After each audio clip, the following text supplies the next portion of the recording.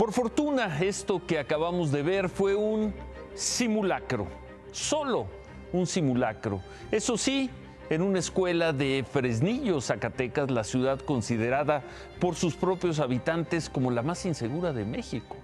Además de aritmética, gramática, biología, historia, los niños aprenden a protegerse de una eventual balacera, que ojalá nunca llegue a ese plantel. Además del simulacro, hubo una dramatización. Es una iniciativa de la Policía Municipal, va dirigida a niños de entre 6 y 16 años. Son los cursos de verano y ahí los niños participaron en una obra de teatro. Algunos fueron disfrazados, ahí los veíamos de peritos, aprendieron cómo se acordona una escena del crimen y levantaron pruebas sobre un hipotético secuestro. Buenas noches, México, el país donde nos seguimos capacitando para ser víctimas. Preguntamos, ¿es una buena o es una mala idea que en las escuelas de los lugares más violentos del país se capacite así a los niños y maestros? Hacemos la pregunta y esperamos su respuesta en nuestras redes sociales. ¿Es una buena idea? ¿Es una mala idea? Ojalá nos den su punto de vista. Por fortuna, todo eso que acabamos de ver fue una recreación. Vamos a la vida real. ¡Órale, hijo de su puta madre! ¡Órale! ¡Quédase! ¡Hágase todo! ¡Hágase todo! ¡Órale, córrele la... ¡No más a la...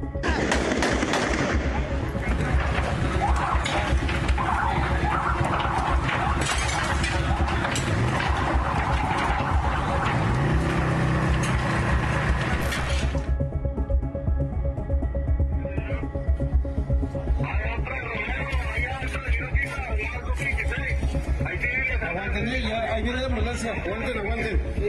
Ahí viene la ambulancia. ¿Dónde te pegaron? Ok.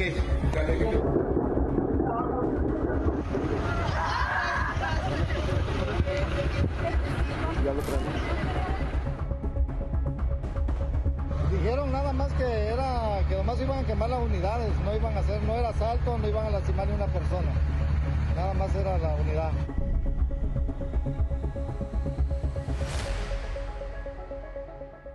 Ha sido el tercer fin de semana, en lo que va del año de 2022, con menos homicidios dolosos, 196.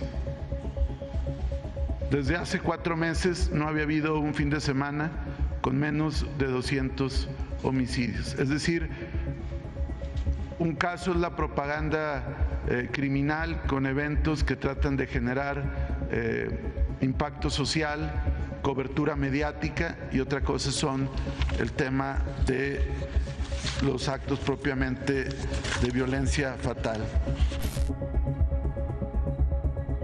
Sin duda están exagerando nuestros adversarios. Está como montado. Yo no sé si haya conexión o mano negra, ¿no? Si se haya instrumentado esto, si se haya articulado. De lo que no tengo duda es de que nuestros opositores, los conservadores corruptos, sí ayudan en la propaganda negra. ¿Es una exageración esto?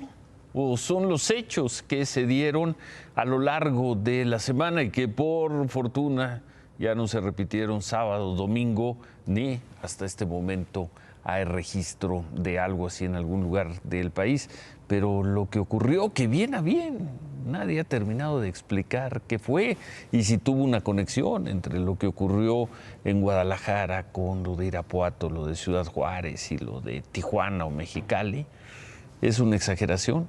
Al mediodía, el Gabinete de Seguridad hizo un balance de estos hechos de violencia de la semana pasada.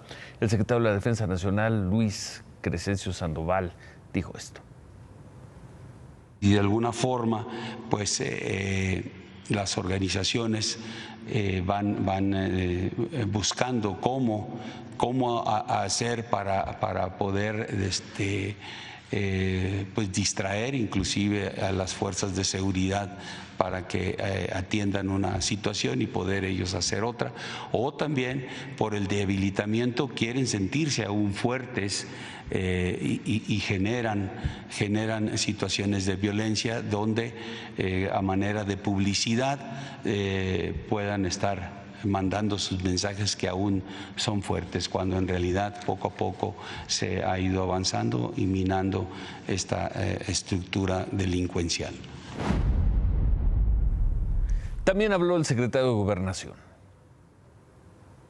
No es que querramos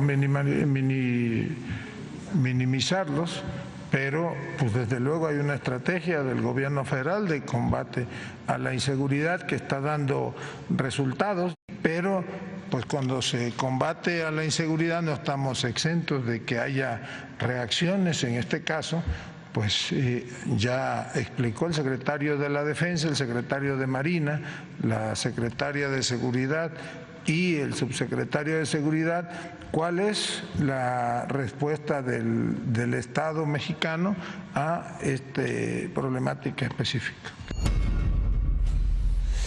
Pues ojalá sea así, que sean reacciones de los grupos criminales, quizás reacciones desesperadas ante la acción de las fuerzas del Estado, quizás sean reacciones o demostraciones, pretendidas demostraciones de fuerza ante el debilitamiento que están teniendo. Ojalá sea así. Por lo pronto hoy todo el Gabinete de Seguridad fijó una posición sobre hechos que, repito, no se han dado en las últimas, cuando menos en las últimas 72 horas. Por cierto, llamó mucho la atención estas palabras. El viernes, por ahí de las 11 de la noche, luego de la jornada de quema de 15 vehículos, habló la presidenta municipal de Tijuana, la señora Montserrat Caballero. Subió este mensaje a sus redes sociales y así le pidió a los ciudadanos que mantuvieran la calma. No vamos a permitir que un solo ciudadano tijuanense pague las consecuencias de quienes no pagaron sus facturas. También les pedimos que cobren las facturas a quienes no les pagaron lo que les deben, no a las familias, no a los ciudadanos que trabajan.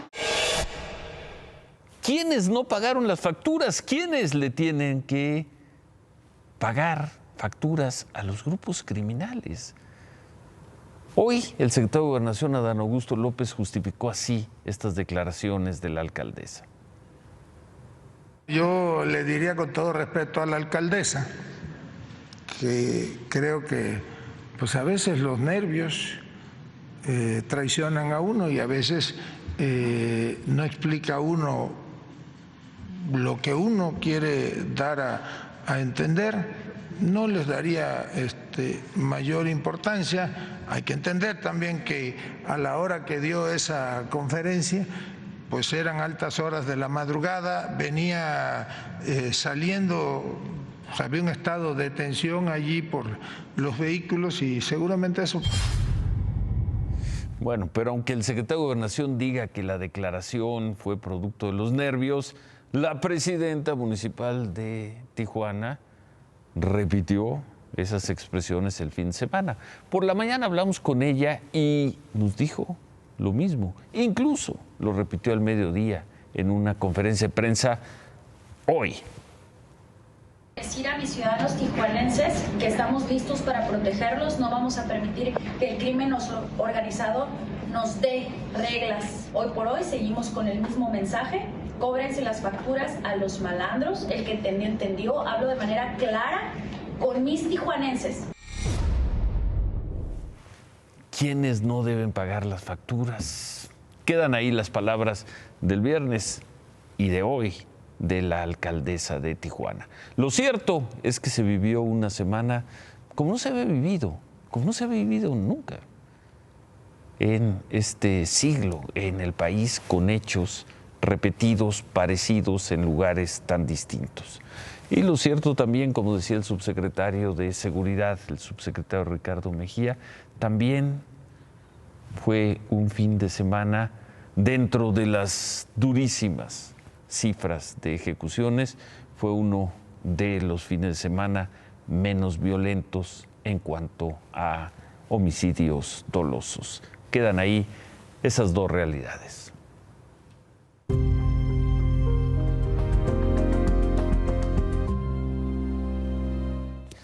Esta semana se van a cumplir 5 meses de que fue inaugurado el Aeropuerto Internacional Felipe Ángeles y hoy llegó la fecha, 15 de agosto, la anunciada fecha en que hoy cambiarían las cosas en ese aeropuerto. Hoy habría un aumento en el número de vuelos. Hoy cobraría vida el Aeropuerto Felipe Ángeles, el Aeropuerto Santa Lucía. ¿Fue así?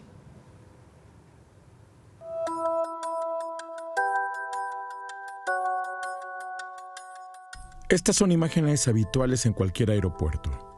Lo mismo ver a tripulaciones caminando por sus áreas ambulatorias. Pero a pesar de estas postales, de los viajeros que ya se ven en sus pasillos, en el aeropuerto Felipe Ángeles los vientos aún no alteran su quietud. Esta es el área de llegadas del edificio terminal a la 1 de la tarde del día en que multiplicó sus operaciones. Porque el Felipe Ángeles despacha desde hoy más vuelos. Pasó de 6 salidas a 12, con estrenos como las rutas Oaxaca-Santa Lucía y Mexicali-Santa Lucía, pero no las 46 operaciones diarias que ofreció su director Isidoro Pastor. Como sea, el Felipe Ángeles recibe más aviones, sí, pero necesita más pasajeros. ¿Cómo venía el vuelo en cuanto a ocupación? Éramos muy pocos pasajeros, 9 o 10 pasajeros si acaso nomás, pero no sé si es por la aerolínea, porque me ha tocado venir en otras y viene lleno. ¿Cuántas personas venían a bordo? Como 14. 14 personas abordaron el vuelo en Monterrey. Sí, no hay nadie aquí agarrando su equipaje, soy el único que documentó. Similar suerte corrió el vuelo que inauguró el día, un Mexicali-Santa Lucía, que fue abordado por aproximadamente 20 personas. A diferencia del Mérida-Santa Lucía, operado por Volaris, que fue recibido con júbilo, pero con un retraso de 20 minutos para que los pasajeros pudieran salir del avión. Sí, hubo un problema en el desembarque, nos hicieron esperar sobre 15-20 minutos, pero fuera de eso, el vuelo excelente. ¿Les explicaron el motivo? No supimos el motivo. El motivo fue un desperfecto en el pasillo telescópico, según informó el piloto. Como tampoco funciona o no se quiere usar la banda para transportar maletas en los mostradores de Viva Aerobús. Todo aquel equipaje que se documente para sus vuelos es subido en un carrito y llevado de manera manual hasta la zona donde deberá ser subido al avión. Este lunes aumentó la tanda de vuelos en este aeropuerto. El próximo 15 de septiembre se unirán otros más. El objetivo es que estos pasillos estén repletos, que no haya espacios libres en esta pantalla y que el personal de plataforma no tenga tiempo para salir a tomar el sol.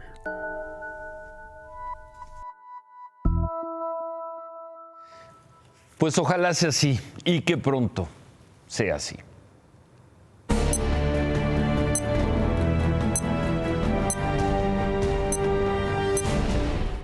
Siguen corriendo las horas, van a ser ya 300 horas desde el accidente que dejó atrapados a 10 mineros en Sabinas, Coahuila, 12 días y los trabajos para rescatarlos se complicaron. Ahí están las imágenes, porque los pozos de la mina El Pinabete se volvieron a inundar, volvió a subir el agua por las lluvias. El agua, según se informó, se filtró desde una mina aledaña, una mina abandonada. La Coordinadora Nacional de Protección Civil, Laura Velázquez, dijo que tienen que construir ahora un muro de cemento para impedir que los pozos pues se sigan inundando, aunque reconoció que no sabe cuánto tiempo tardará en construirse ese muro. Se va la ilusión, son trabajos durísimos, eso se sabe, pero Cuando termine este programa estaremos prácticamente en las 300 horas, por más ilusión, por más anhelo que se tenga, por más fe de algunas personas, creer a estas alturas que se podrá encontrar con vida alguno de los mineros, pues parece una ingenuidad. Hoy el gobernador de Coahuila, Miguel Riquelme, se fue muy duro en contra del director de la Comisión Federal de Electricidad, Manuel Bartlett, por, según dijo el gobernador, estarle comprando carbón a pequeños productores que explotan minas, como en la que hace 12 días ocurrió la tragedia, pequeños productores de pozos, pocitos, minas, como los que presentamos y documentamos aquí la semana pasada. La grandiosa idea de Manuel Bartlett de darles más carbón a los que menos, a los productores más pequeños y menos carbón a los productores más grandes, provoca un coyotaje que al final termina en la explotación de pozos sin la seguridad o de pocitos sin la seguridad necesaria para poder cuidar de la vida de los trabajadores.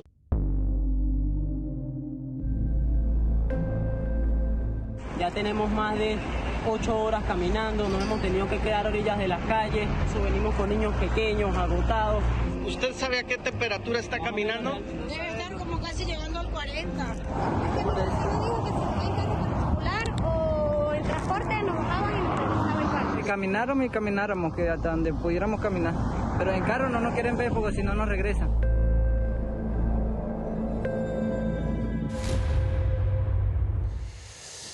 Claudia, buenas noches y antes que nada muchas gracias a todas las personas que se comunicaron con nosotros después de esas imágenes que presentamos el viernes, que también documentan cómo los agentes de migración están forzando a familias, muchas de ellas con niños de brazos, a caminar y caminar hasta el agotamiento, en este caso por el norte del país.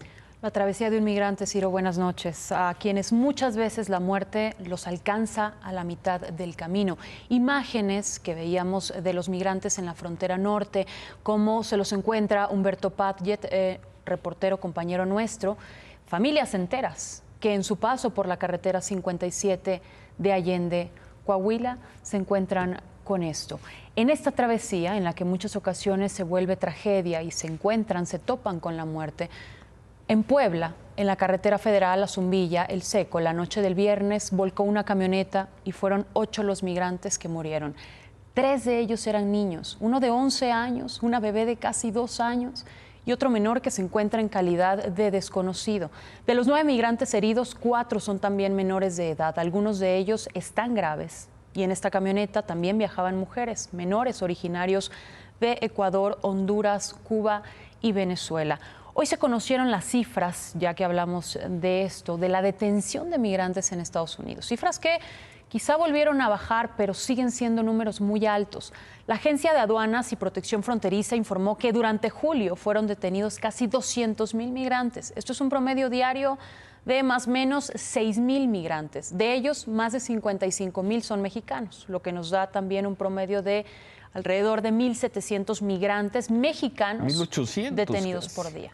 Sí, y si hablamos de estos migrantes mexicanos, Ciro, las cifras que van a la baja desde marzo, en lo que va del año, van más de 500,000.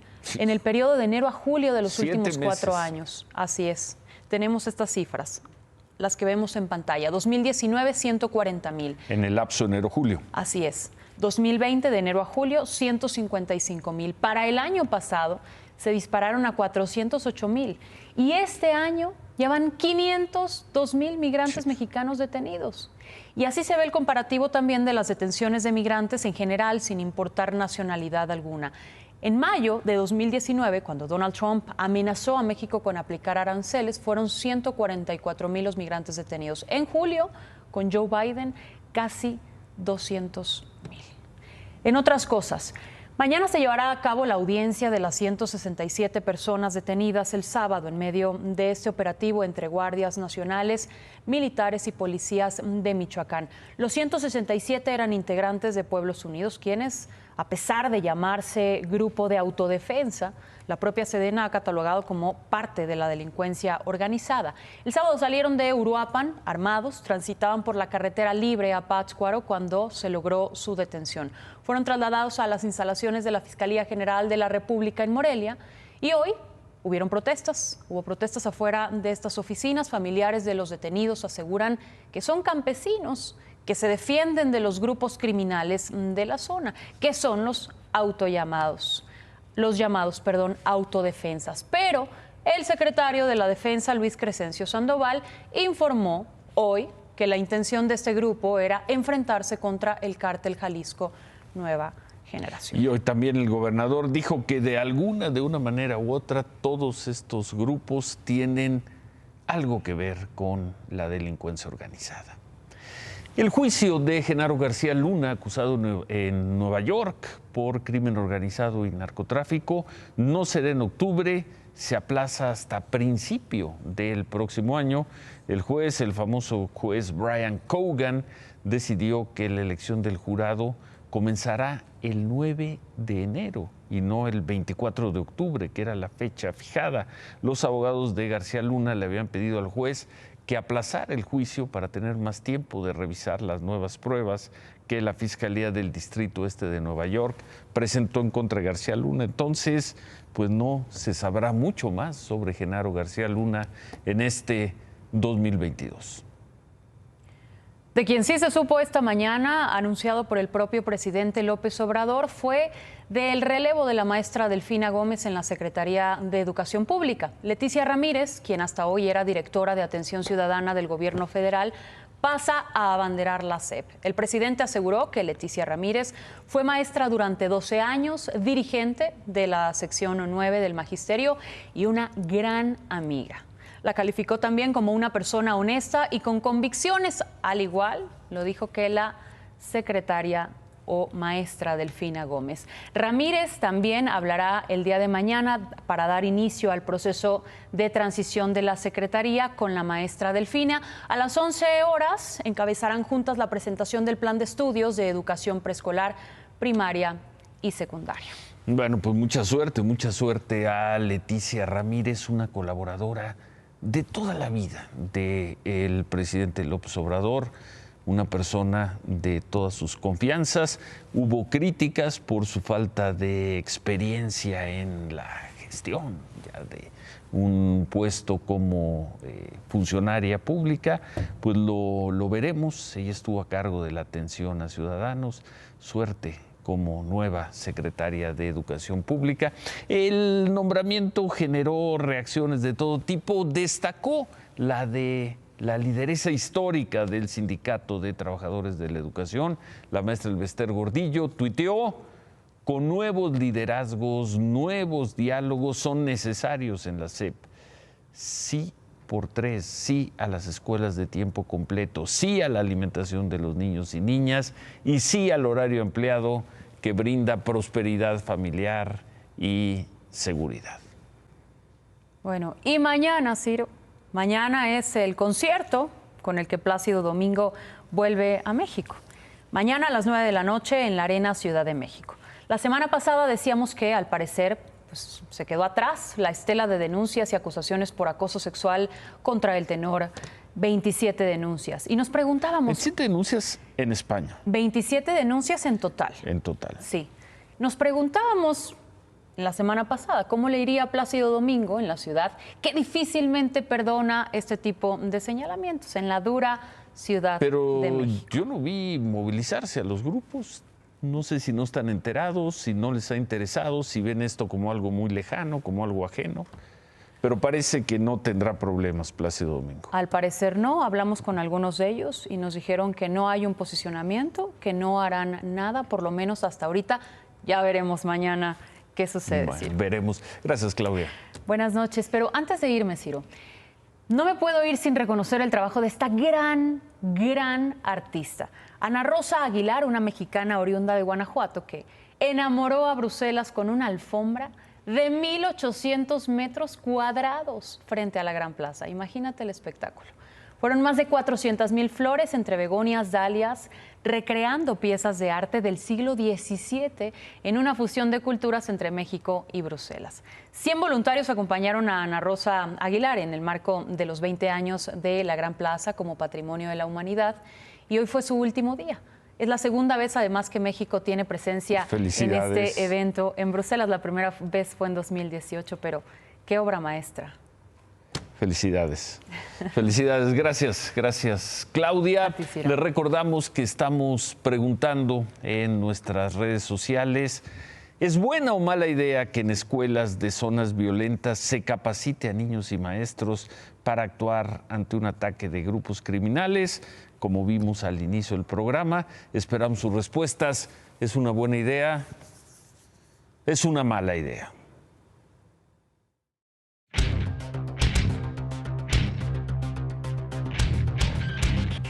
David. José Medina Mora, el presidente de Coparmex, que no tiene proyecto político, que no es aspiracionista, que no está en contra de la 4T porque perdió privilegios, como se decía de su antecesor Gustavo de Hoyos, hoy hace muy fuertes puntualizaciones. Dice que entre los problemas que tiene este país se ha convertido en la inseguridad. Que la inseguridad, junto con la crisis económica, junto con todo lo demás que se ha tenido que enfrentar, está dañando y erosionando la vida nacional. Coparmex vuelve a este discurso duro, necesario, para que se entienda que la inseguridad no es que así hablan los norteños, que los norteños no son estúpidos. No es que así se dicen las cosas. Y pregunta, y creo que hay que quedarnos con ese cuestionamiento. Les dice a los de las comunidades que se han visto afectadas por esta extrema violencia, ¿están exagerando? Les dice, quiero que me digan si los de Tijuana, si los de Jalisco, si los de Michoacán, si los de Guanajuato, los aguacateros, están exagerando. Y creo que eso es a lo que nos tenemos que concentrar como país. ¿Dónde está la exageración? ¿En el gobierno que minimiza y que dice que así hablan los norteños y que así se hablan entre los tijuanenses? ¿O la exageración está en no entender que hay una grave crisis de seguridad en el país y que eso daña, entre otras cuestiones, a la economía? Sí se entiende. ¿Viste lo que dijo el secretario de Gobernación, el secretario de la Defensa, lo que dijeron los funcionarios? Se puede entender, y esto lo hacía Fox, Calderón, Peña Nieto. Los presidentes tienen que decir que las cosas no están tan mal. Es parte, digamos, de la función pero de, no que cambiaron. De un jefe de Estado. Creo que gran parte de la solución de un problema es reconocer. Sí, el problema... Y si el secretario de la Defensa dice, no, es que lo que pasa es que los cárteles están perdiendo fuerza y por eso se quieren hacer los violentos. No lo dijo así. Yo vi la entrevista completa. Ese es un byte. Ese es un byte que lo describe perfectamente. ¿A dónde vamos? Creo que se tiene que entender otra vez la preocupación de la iniciativa privada, la que genera empleos, la que genera crecimiento, la que genera bienestar, y no descalificarlos, como supongo que lo irán haciendo en los siguientes días. No estoy seguro, pero bueno, ojalá que tenga razón. No estoy seguro. Como sea, remátala, David. Platiqué con el subgobernador de Banco de México, Gerardo Esquivel, y dice que la inflación regresará a la meta del 3% en 5 trimestres aproximadamente, pero que el banco está haciendo todo lo que le corresponde. Regresamos con los resultados de la encuesta y contigo, Javier. Ciro, amigos, no es la tecnología, son los árbitros con su poco criterio y falta de sentido común. Ayer, uno de los errores más graves en la historia del arbitraje. Regresamos con eso. Ya le quitaron la roja al portero de Cruz Azul.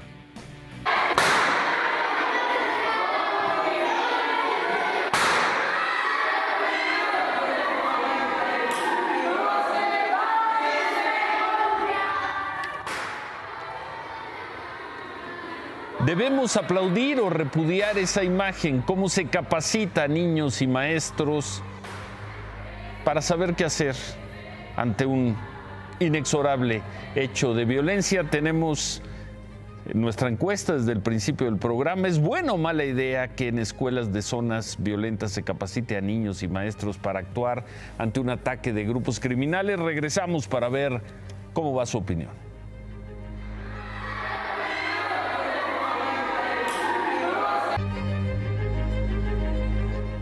¿Debemos aplaudir o repudiar que en las escuelas de los lugares más violentos del país se capacite así a los niños y maestros? Es la escena que presentamos al principio del programa, una clase sobre cómo proteger y protegerse en caso de una balacera. Esto en Fresnillo, Zacatecas, una de las ciudades más violentas de México. Se dirá que hay toda una lógica en esta pedagogía que puede salvar vidas, pero se dirá también, se cuestionará que la preocupación sea seguirnos capacitando como víctimas. Así va nuestra encuesta y ustedes lo saben, en este programa siempre la mejor opinión es la de ustedes que nos acompañan. 2 de cada 3 personas que han participado consideran que es buena la idea, interesante. 1 de cada 3 piensan que no lo es. Interesante respuesta. La encuesta, la pregunta sigue viva 24 horas. Muchas gracias por su respuesta. Se quedan con ¿Qué importa? Buenas noches. ¡Ánimo!